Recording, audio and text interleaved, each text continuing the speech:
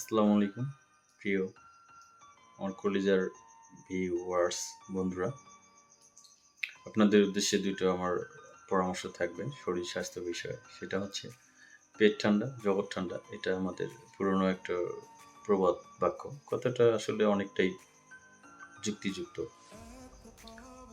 তো আসলে সেটা হচ্ছে আমাদের পেট ঠান্ডাও রাখতে হবে। আমরা বাঙালি, আমরা তো আবার পেট পুড়ে না খেলে আবার হয় না। আসলে নিয়ম হচ্ছে পেটটাকে ৩ ভাগে রাখা।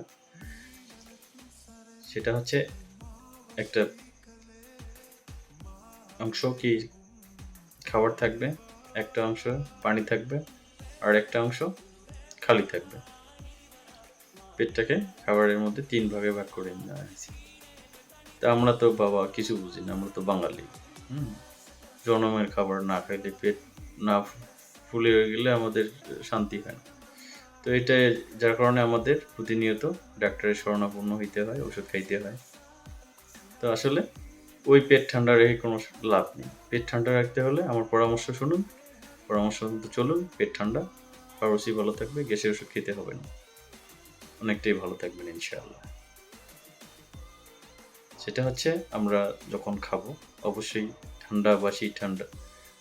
বাসি তৈলাক্ত খাবার, ফাস্ট ফুড, তারপরে হচ্ছে ইত্যাদি ইত্যাদি এরকম যে অ্যালকোহল জাতীয় খাবার, ঠিক আছে? এসব খাবো না। আর বিশেষ করে যখন আমরা খেতে বসবো, খাওয়ার সময় ভাত খাওয়ার আগে যতটুকু সম্ভব হালকা হলেও একটু পানি পান করে নেব পূর্বে। ভাত খাওয়ার পূর্বে একটু পানি পান করে নেব। আর খাবারটা যদি শুকনো একদম না হয় সেক্ষেত্রে মাঝে মাঝে পানি না খেলেও চলবে। আর যদি একটু শুকনো হয় মাঝে মাঝে পানি একটু খেতে হবে। আর খাওয়া শেষ হয়ে গেলে আমরা জাস্ট হাত হাত ধুয়ে নেব, সুন্দর করে হাত ওয়াশ করে নেব। আর খাওয়া শেষে আমরা একটা কুলি করি আর কি, হালকা কুলকুচি করে নিই।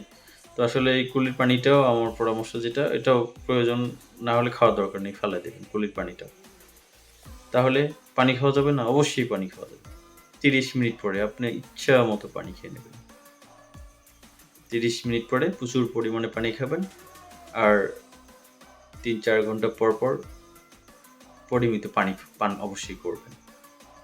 এতে করে পেট ঠান্ডা থাকবে, খাওয়ার রুচি ভালো থাকবে, আমাদের হজম শক্তি ভালো থাকবে, ইনডাইজেশন হবে না ইনশাআল্লাহ।